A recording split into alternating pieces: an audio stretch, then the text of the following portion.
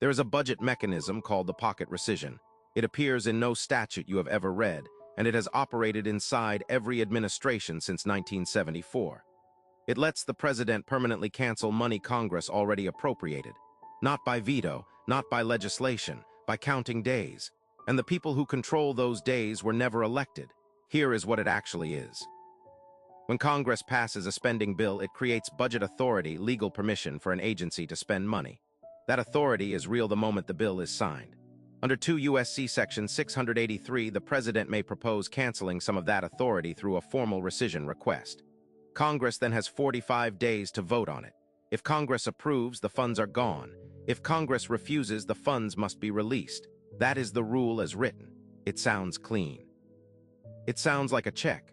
What no civics class explains is what happens to those 45 days when the federal fiscal year ends on September 30th.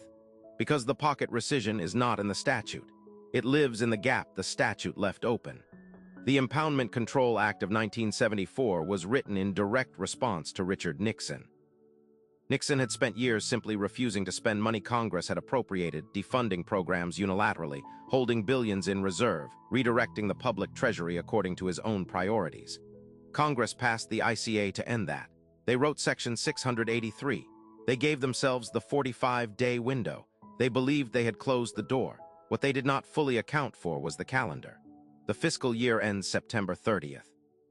If an administration submits a rescission proposal in late August, Congress technically has 45 days to respond, but the money expires before that window closes. The funds lapse. They vanish, not because anyone voted to cancel them, because time ran out. The president made no veto, refused nothing, simply waited, and the money was gone. That technique has a name inside the agencies. It has no name in any law. Who operates this now is not a single person. It is institutional knowledge.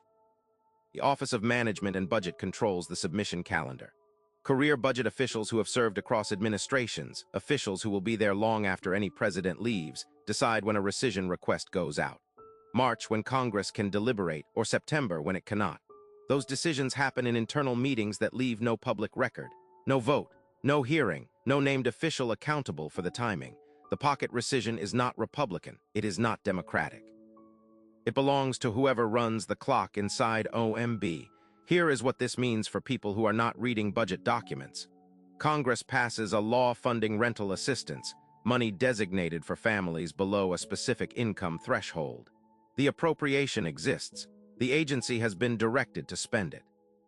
Then in August, OMB submits a rescission proposal for those exact funds. Congress receives it with 28 days left in the fiscal year.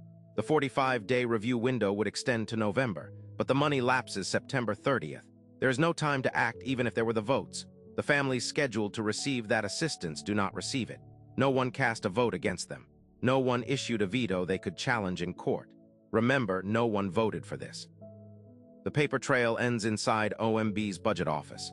Courts have examined this mechanism for 50 years and found no clean remedy.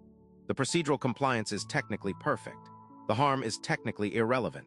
And here is the part that should actually worry you. It is completely legal. Any amendment to the ICA that closes the rescission window also restricts the executive's legitimate ability to propose spending reductions in partnership with a willing Congress. The pocket rescission is woven into the same mechanism used for lawful rescissions. Separating the abuse from the function would require surgical statutory precision Congress has never achieved on this question. And there is a second lock. Every administration, regardless of party, discovers this tool once it takes office. The majority that could theoretically close the gap consistently decides not to. Because 4 years from now, or 8, they may want the calendar to work in their favor. Bipartisan consensus on the pocket rescission is not disagreement. It is silence. That pattern should tell you something about other structures. The ICA was written specifically to constrain one kind of presidential overreach. The gap it left has persisted unchanged for 50 years. The War Powers Resolution has the same architecture. So does the National Emergencies Act. Statutes written to constrain authority, each with a procedural seam where the constraint quietly fails. The gap is not a flaw. It is a feature that every occupant of power eventually learns to use. The pocket rescission is not exceptional. It is a template. The money that disappeared through that timing mechanism, the programs defunded without a vote, the obligations never met, those are not anomalies. They are the intended output of a process operating exactly as the people who use it want it to operate. The question is not whether this particular gap will ever be closed. The question is how many other calendars, inside how many other statutes, are being managed right now by officials whose names appear in no election results, and whose decisions you will never see coming.